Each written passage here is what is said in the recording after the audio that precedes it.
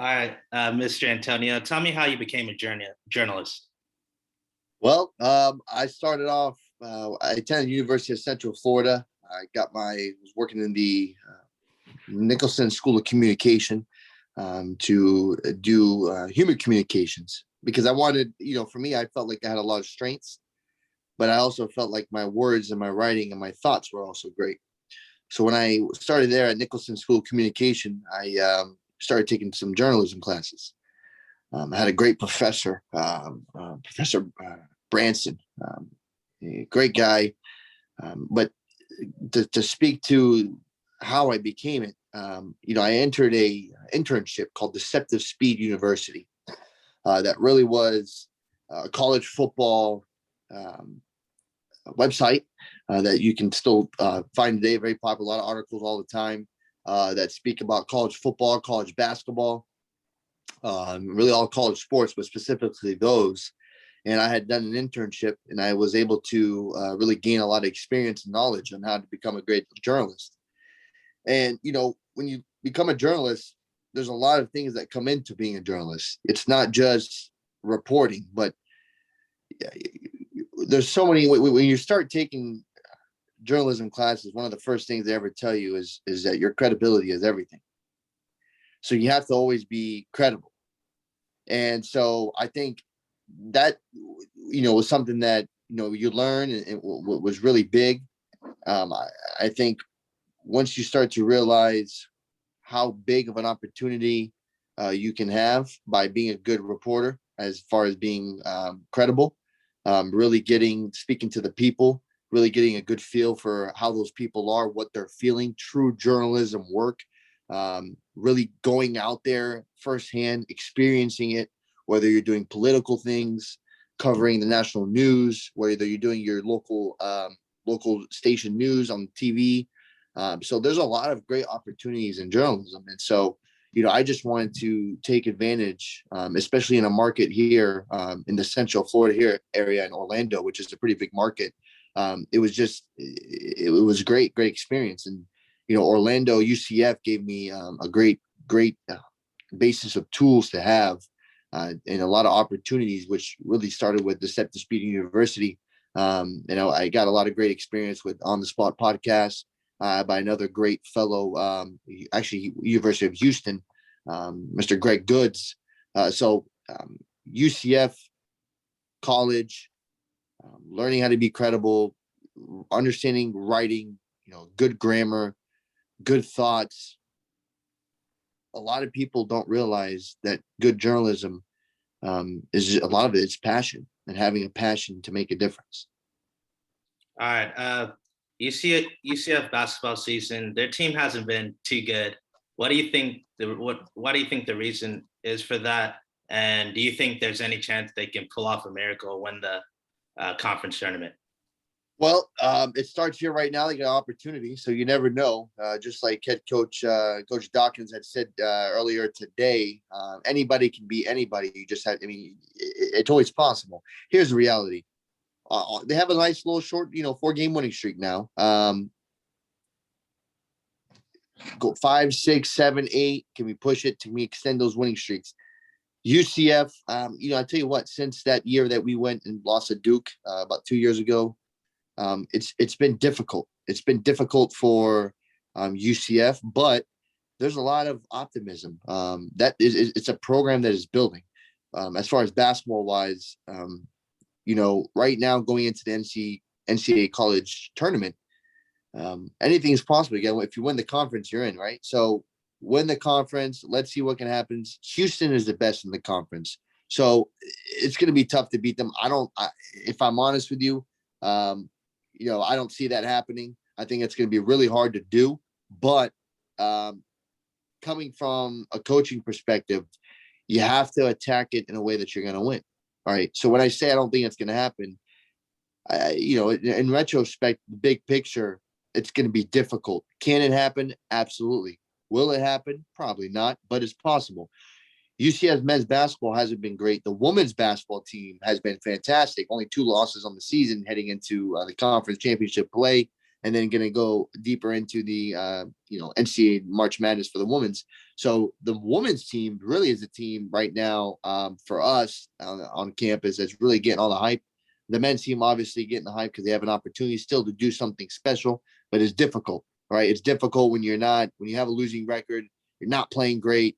And then you start to win games towards the end, which is the most important thing, which is I think head coach Dawkins has done a great job. We have to give him credit for that. He's a great coach, marvelous coach. He's coached with Greg Popovich with the USA basketball team. He's a very credible basketball coach in the basketball world of eyes. So the women's team is great. One thing I want to point out, UCF, believe it or not, top 25 sports program in the nation.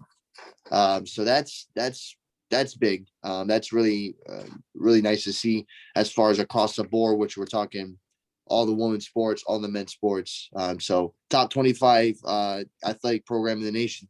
That's pretty impressive. But when we look at basketball, men's team have an opportunity to do something special, women's team as well. So we'll see what happens, man. Who's the star? I don't know too much about the women's team. Who's their star player? And how far do you think they can go in the women's tournament? There's a few. To be honest, if you look at UCF, there is no star player. As far in my eyes, when you look at who's going to be that person, they're a very well-rounded team. And you look at the stat boards, they have an 8, 9, sometimes 10, 11 woman rotation, what we would say. So there's a lot of people playing. There's a lot of great players. I can go down the board, but I don't want to list one and not list the other. But the truth is that the coaching is great, the recruiting has been good, and the players are going out there playing well. You get some of these girls, they're getting buckets, man. I mean, they're just getting buckets. I mean, it's amazing. I love watching the sport, and you just have to appreciate these girls who are going out there and really just balling, just straight balling. That if they were playing against some of these guys, I mean, hey, man, they're going to get a run for their money. I mean, honestly, some of these girls are better than the guys. I'll tell you that. I'm telling you that right now. You take a girl like Candace Parker, you put her against, Kelly Oubre. Well, he's not bad, but you put him against, someone like, Jonathan Isaac, then I would take her any day. I mean, we're talking about a guy who's been in the NBA, who's been getting paid $20 million a year, hasn't done anything, so it's crazy, man. It's a big business, but the women's team doing great. High expectations. They got a big game coming up tomorrow. Big opportunity. Really excited for them. Actually, I think they're playing today. I have to check it. But great chance. I'm really impressed to see how things play out, especially moving forward for the whole sports program. We got a new athletic director and Terry Mahadra came from Arkansas State. So we'll see what happens with these teams, man, getting into these conference play and then hopefully further on beyond that. I can't ask you about UCF basketball without asking you about Taco Fall. Have you ever met Taco Fall, and what do you think about him? I have, actually. I've met him a few times. He's a great guy. He's very tall, obviously. Times that I've seen him, obviously very brief encounterments, but from being around the university, going to the basketball games, to some of the practices, you see this guy is good energy, man. Good guy, good solid guy, came from a great background, has a good energy to him, hardworking guy, was doubted. And now, he's given himself an opportunity to make some money playing basketball. So at the end of the day, that's all that matters, man. So, really, really happy to see him doing well. And shout out to my man, Taco Fall, man. All right, UCF football had some changes in the offseason. What do you think about Gus Malzahn now being the head coach? And do you think they can be the favorites to win the conference championship? Great hire. Very happy with the hire, actually. When rewind back a couple weeks, when the athletic director for UCF left, Danny White, and then he took a few days later head coach Josh Heupel with him. That was disappointing. Fast forward a few weeks after that, you hire Gus Malzahn, great coach, fantastic guy. I'm really excited getting a chance to talk to him, working with him, and I mean, he's great. He's got a good philosophy. He's very well rounded. A lot of experience, a lot of great experience. Did a great job at Auburn. Won a national championship. Got to the SEC championship numerous times. Always had a winning, for the most part, had winning records. Had a top 15 defense numerous years. Great coach, great hire. Man, I couldn't be happier. I mean, the university has a new aroma, new energy to it.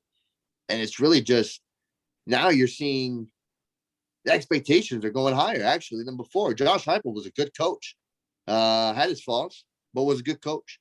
Now you look at, for the most part, moving forward, Gus Malzahn, this guy is very, very well rounded, very talented in his skill of being a good coach, understanding the game.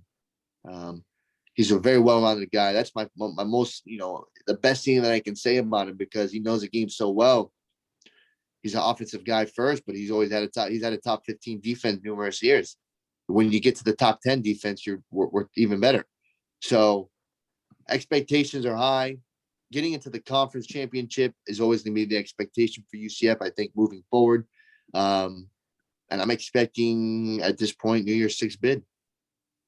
All right. There've been some reports out that UCF fans were glad Heupel was gone. What do you think about that? And do you think there's some truth to that? Say that again. I'm sorry, I couldn't hear. There's been some rumors and some stories out that some UCF fans were happy Heupel was gone, and they felt like maybe the program was underachieving with him. What do you think about that? And do you think that's fair? Here's what I'll say. Looking from the outside in, it's always easy to critique and really say what shoulda, coulda, or what should be. Here's reality. Josh Heupel came back his first year taking over, got to the Fiesta Bowl. He had a great roster, got to the Fiesta Bowl. Year after that, still had a solid roster with Gabriel Davis and a lot of key guys, and fell short of not a very successful year. We didn't play up to expectations. We had a losing streak, and then we fast forward to this season, losing to basically the same teams that we lost to last year for the most part, and having another disappointing year, going into the Boca Raton Bowl game, which was even a bigger disappointment. So, is it fair? Is it true? Yes, it's true. People are always there's always going to be those people out there who are not happy. I think that, he was there for, he came in, he lost a small percentage of his games. Did he meet expectations? No. Why? Because 2 out of the 3 seasons, he had a disappointing year. Only his first year, we got to the Fiesta Bowl. We lost to LSU. But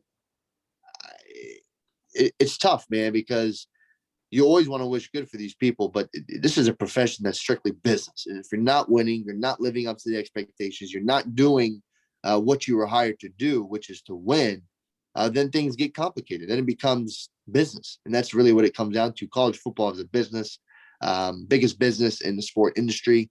And the reason why I say that, if you look into it, there's over 135 FBS Division I football teams and more that have a lot of money that are included into this NCAA football world. So this is a huge business. People don't realize it, but a lot of money being spent to win. And if you're not winning, the leash is short. What do you think about y'all's quarterback? And do you think he could potentially be a Heisman contender this season? Well, he's a great quarterback. Dylan Gabriel out of Hawaii, great quarterback. Here's the thing, he's really good on his deep ball. He's got great arm strength, really good in the pocket. We've been running that hurry up offense. We're probably going to continue that in some way. It's going to be a lot different, though. We're going to keep some of that. Here's the reality. He's going to be a good prospect going into the NFL, I believe. I mean, the guy puts up great numbers. He's accurate. He's got good strength. He's athletic. He will put on more weight. He will get better. His decision-making is very good. So right now, I think just getting his development to continue to get better throughout this seat going into this season. Who knows? This may be his last year here with us. So we need to, if he's going to be heading into the NFL draft after this season, we got to make sure that we're getting him ready. But most importantly, putting the best effort to win as many games with him. He's a great quarterback, very well-rounded, very smart. Hawaii makes good quarterbacks, man. He was Mackenzie Milton now at FSU, but he was a great friend of his. He's part of the reason why he was at UCF. Sad to see him go, but happy for him that he's moved on and found himself a new opportunity there at FSU. But the reality, as far as for Dylan Gabriel, I think he's great, man. I think he's going to have a great NFL career going into it. Heisman run, it'd be great to see. It would be great to see. It's going to be difficult because of the AAC conference, but if he can put enough impressive numbers, why not? All right, let's transition to playoff expansion. That's been a hot topic, especially for a school like UCF. I'm a proponent that they expand it to 6 because one, it'll save the regular season, and then they just do the top 5, the Power 5 champs, and then the highest group of 5 team. What do you think about that? And if you don't like that, what would your preference be? I like that. I love that. I always say I love the idea of having the 8 teams because then you get 2 more teams and there's no bye, so you get it a little bit quicker.